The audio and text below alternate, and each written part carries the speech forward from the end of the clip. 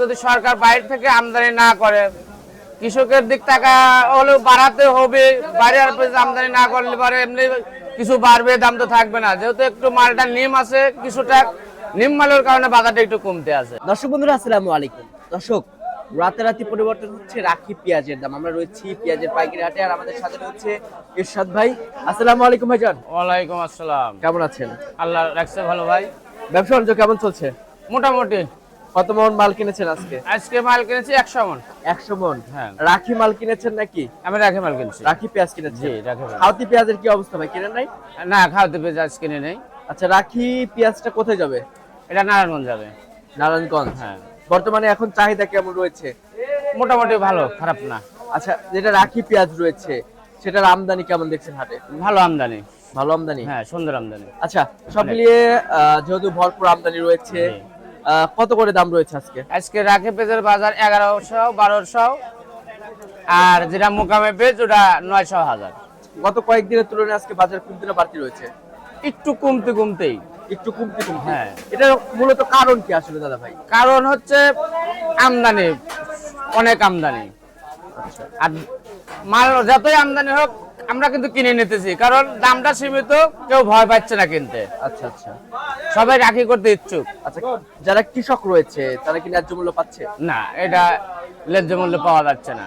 কেমন বাজার হলে তারা ন্যায্য মূল্য পাবে? আপাতত সিজনের সময় যদি 1500 থেকে 1800 এর মধ্যে দাম থাকে, তাহলে তাদের ন্যায্য মূল্যটা পাবে। আর পরেরটা সেটা কৃষক এমনি যদি 200-400 বেশি পায়, এমনিতে খুশি থাকে। আচ্ছা, আপনি তো প্রতিনিয়তই হাট বাজারে হ্যাঁ, আসছেন। প্রতিনিয়ত হাট করি আল্লাহ। কেউ যদি আপনার কাছ থেকে রাখি পেঁয়াজ যেটা রয়েছে সেটা যদি কিনে চায়, কিংবা মুকামের যে পেঁয়াজটা আছে খাওতি পেঁয়াজ, হ্যাঁ, সেটা যদি কিনে চায় তাহলে কি দিতে পারবেন? আমরা কিনে দেই তো। আচ্ছা, দিতে পারবো। ভাইজানের নাম্বারটা বলবেন। 01984 01984 83 83 71 71 49 49। ভাইজানের নাম? ইরশাদ আলী। ইরশাদ আলী ভাই। আর আমরা কমিশনে কিনে দেই, মন করা 20 টাকা কমিশনে? হ্যাঁ। আচ্ছা আচ্ছা। তো দাদা ভাই, বর্তমানে যেহেতু ব্যবসার সাথে অনেকদিন যাবত জড়িত রয়েছেন, কি বুঝতেছেন দাম বাড়ার সম্ভাবনা কি আছে? হ্যাঁ, অবশ্যই। আর যদি সরকার বাইরে থেকে আমদানি না করে, কৃষকের দিক টাকা হলেও বাড়াতে হবে।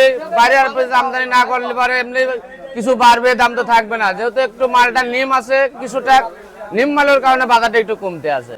আচ্ছা আচ্ছা। নিম মালটা শেষ হলে পরে যখন চাতালের ভালো মাল সব ভালো মাল আসবে, তখন এমনি একটু বাজার বাড়বে, একটু বাড়ার সম্ভাবনা আছে। হ্যাঁ।